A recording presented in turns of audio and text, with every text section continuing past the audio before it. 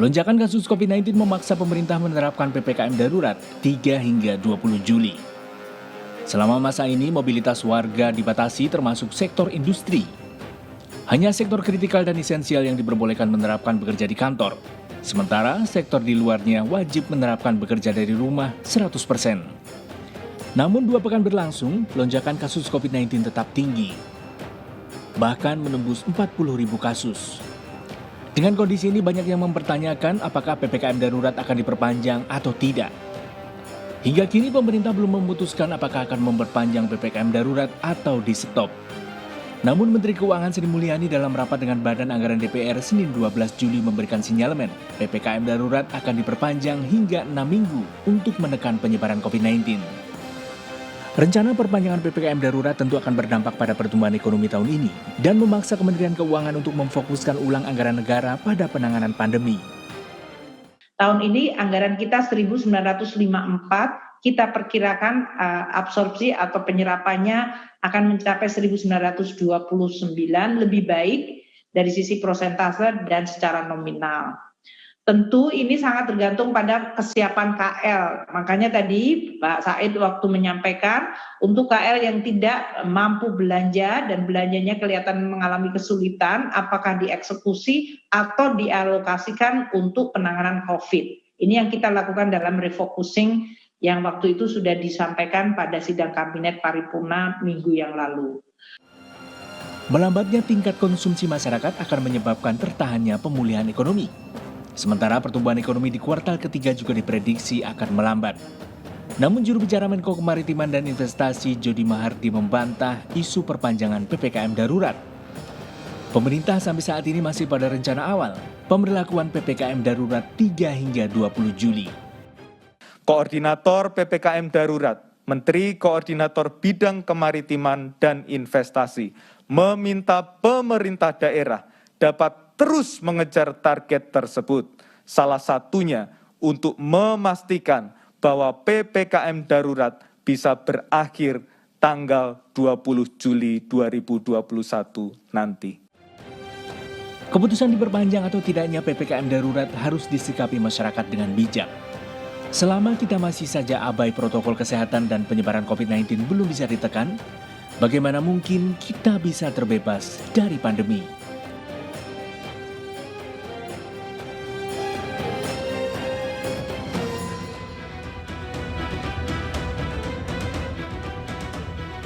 Ya baik pemirsa, masa PPKM darurat berlangsung hingga 20 Juli mendatang, namun selama PPKM darurat angka penambahan kasus harian masih saja tinggi. Bahkan penambahan kasus selama beberapa waktu kini di atas 50.000 kasus. Saya Herjuno Syaputra, kita akan berbincang lebih jauh terkait epicentrum COVID Asia, PPKM diperpanjang.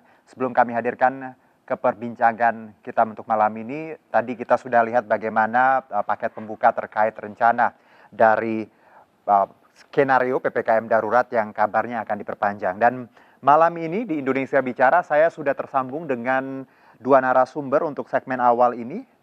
Melalui sambungan Zoom call saya akan berbincang dengan, saya sapa dulu ada Pak Heri Trianto, Komput Satgas COVID-19. Pak Heri, apa kabar? Kabar baik Mas Juno, salam sehat. Ya, salam sehat, alhamdulillah. Terima kasih sebelumnya sudah bisa bergabung bersama kami di Indonesia Bicara, dan saya juga akan sapa ini Pak Ede Surya Darmawan, Ketua Umum IAKMI. Apa kabar Pak Ede?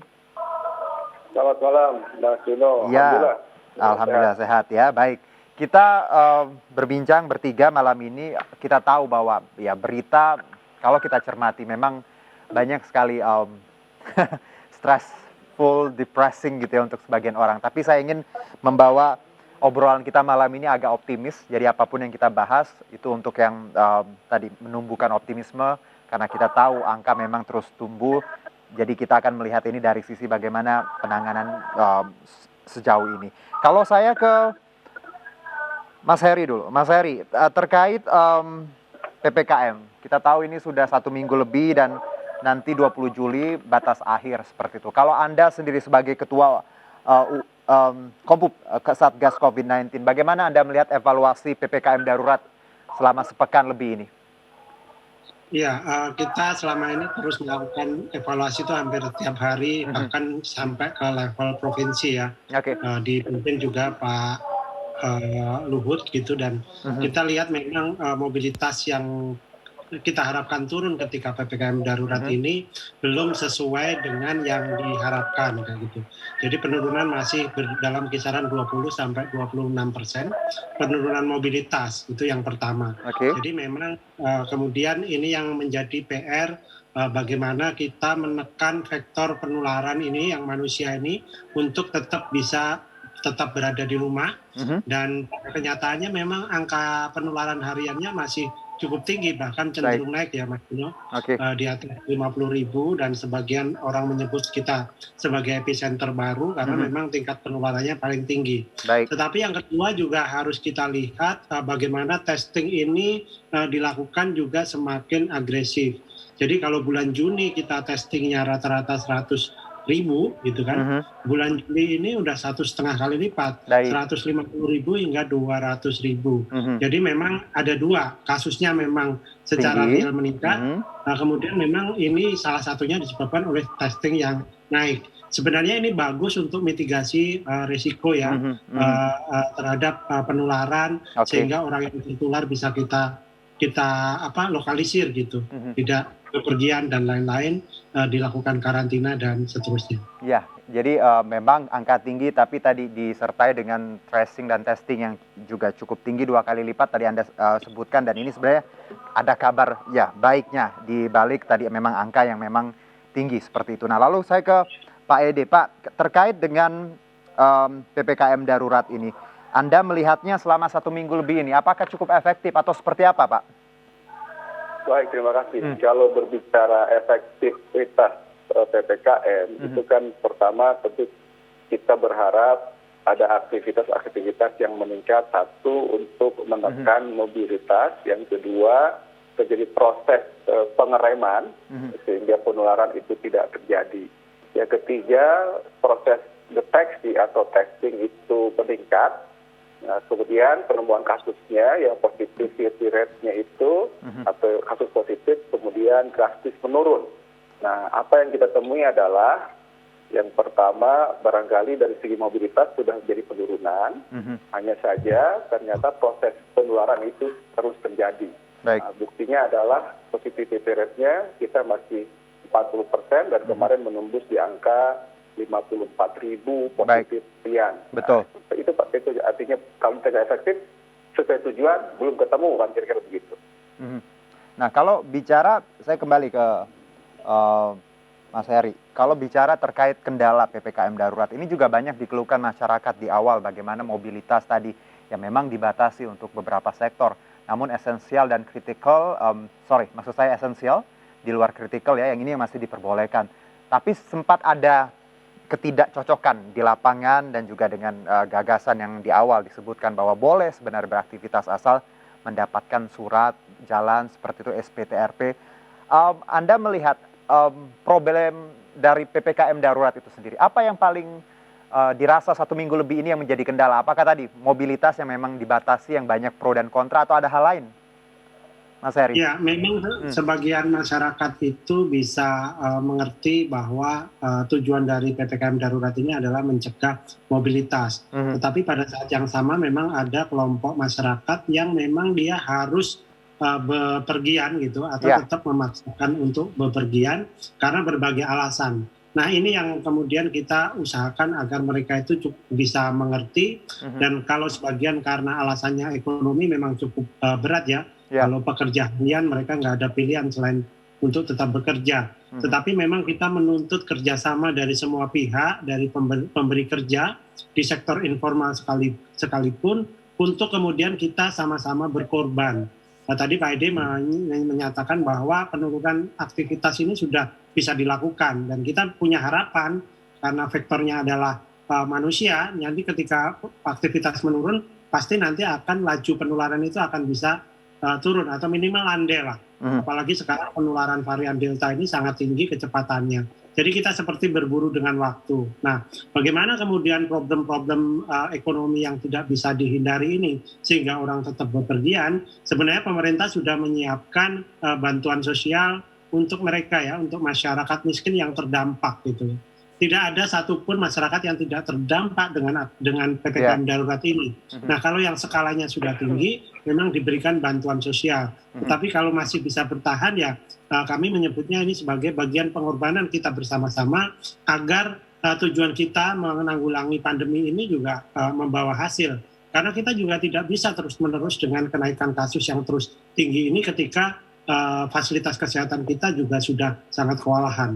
Oke. Baik, saya kembali ke Pak Ede. Pak, kalau kita bicara mobilitas, ini kan salah satu yang ditekan untuk penurunan angka sendiri. Kita tahu seminggu lebih ini ya mobilitas sudah dibatasi walaupun belum maksimal dan baru per hari ini ditambah lagi beberapa titik. Anda melihat apakah ini salah satu juga akibat dari tadi mobilitas yang memang masih banyak yang masih bergerak dari satu titik ke satu titik, jadi akhirnya angka kita belum turun juga. Analisa Anda seperti apa, Pak Ede? Ada dua persoalan ya. Satu memang mobilitas ya. Kita harapkan mobilitas itu menurun, kemudian interaksi sosial dan apapun bentuknya menurun, dengan demikian tidak terjadi ketemuan, dengan demikian kasus menurun, kan itu yang pertama.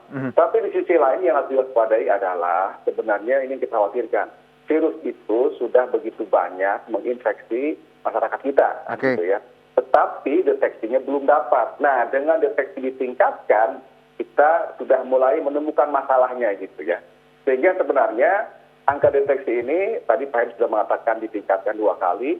Kalau dari hitungan kasus aktif yang sekarang sudah di atas 400.000, memang idealnya itu 2 kali, dari 400.000 itu sekitar 800.000 per hari. Tapi ini tantangan. Nah, kalau ini ditemukan dengan secepatnya, maka kita bisa menemukan kasus secara dini dan menangani secara dini juga, dan tidak menularkan kepada orang lain. Jadi sebenarnya yang kita sedang terjadi ini adalah proses penemuan kasus atau proses penemuan masalah yang harapan ke depan kita bisa segera mencari solusi dan meredakan penularannya gitu.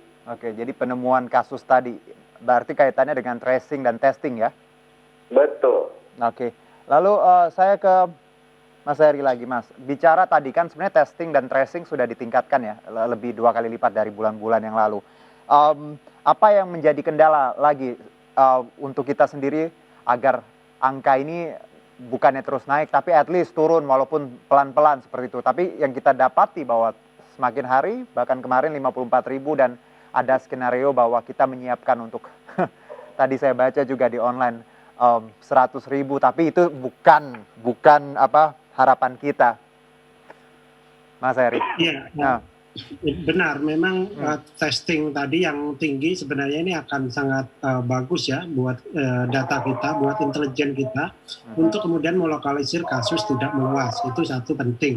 Kemudian yang kedua, pada kenyataannya PPKM ini memang menurunkan mobilitas. Ini terlihat kita dari semua pantauan ya, berbagai macam teknologi yang kita gunakan, baik satelit maupun Facebook Mobility atau Google Mobility, itu memang terjadi penurunan. Jadi itu ada harapan kasus ini tidak naik lebih tinggi lagi gitu. Syukur-syukur nanti akan bisa lebih turun kembali. Nah, testing ini memang perlu terus ditingkatkan. Memang targetnya adalah 500.000 per hari. Dengan situasi sekarang. Tetapi memang di lapangan tidak semudah yang kita bayangkan. Dan kita juga ada keterbatasan juga tenaga tracing maupun testing di lapangan, karena tenaga kesehatan kita sebagian juga fokus dengan vaksinasi. Ini memang tantangan yang tidak mudah, tetapi ke depan akan terus diperbaiki sehingga testing ini makin memadai untuk memberikan gambaran yang utuh terjadinya pandemi di Indonesia. Kalau yang saya baca tadi beberapa saat yang lalu Pak Luhut menyebutkan bahwa ada skenario tadi 100.000, bahkan di depan kita sudah menyiapkan untuk skenario 60.000 kasus per hari. Ini seperti apa, Mas Heri? Kira-kira apa sebenarnya yang disampaikan Pak Luhut terkait 60.000 mungkin ke depannya? Ya, saya rasa selama pandemi ini kita selalu menyiapkan berbagai skenario, Mas Juno. Nanti dari Mas D, kalau cerita dari sisi epidemiolog pasti punya beberapa proyeksi gitu Ya, ya terhadap kejadian ini. Tapi kan di masing-masing proyeksi itu ada variabel-variabelnya. Jadi kalau variabelnya itu A, B, C itu terpenuhi atau bisa dihilangkan misalnya, sehingga proyeksi itu bisa tidak terjadi. Jadi ini sebuah perhitungan normal aja untuk mengantisipasi kesiapan kita juga.